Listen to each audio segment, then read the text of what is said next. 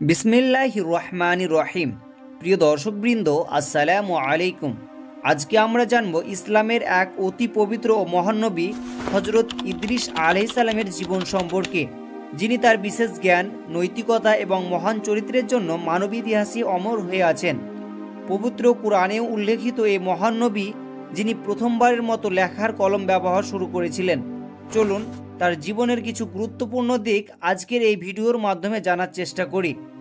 আল্লাহ বলেন, এই কিতাবে ইদ্রিসের কথা আলোচনা করো, নিশ্চয় তিনি ছিলেন সত্যবাদী এবং নবী, আর আমি তাকে উচ্চ মর্যাদায় উন্নীত করেছিলাম। হযরত ইদ্রিস আলাইহিস সালাম ছিলেন একজন বিখ্যাত নবী। তার নামে বহু উপকথা তাফসিরের কিতাবসমূহে বর্ণিত হয়েছে, যে কারণে জনসাধারণে তার ব্যাপক পরিচিতি রয়েছে। হজরত ইদ্রিস আলাইহিস সালাম হজরত নূহ আলাইহিস সালামের পূর্বের নবী ছিলেন না পরের নবী, এই নিয়ে মতভেদ রয়েছে। তবে অধিকাংশ সাহাবীর মতে তিনি ছিলেন নূহ আলাইহিস সালামের পরের নবী। তথাপি এই বিষয়ে পূর্ণাঙ্গ জ্ঞান কেবল মহান আল্লাহ তাআলার নিকটেই রয়েছে।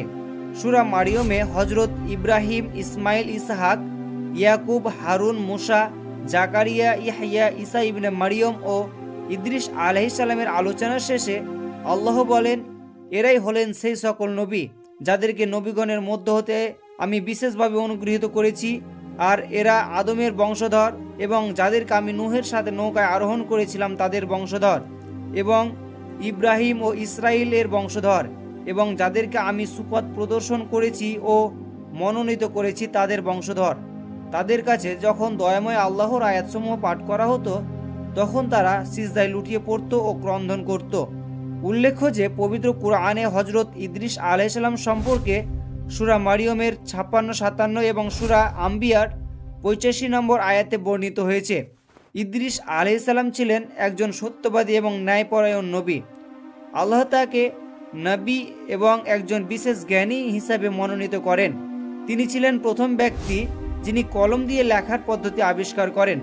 জ্যোতির্বিজ্ঞান, গণিত এবং বস্ত্র সেলাইয়ের সূচনা তার মাধ্যমে শুরু হয়। হজরত ইদ্রিস আলাইহিস সালামের সময়ে মানুষ সাধারণত পশুর চামড়া পরিধান করত, কিন্তু তিনি প্রথম পোশাক সেলাইয়ের প্রথা চালু করেন।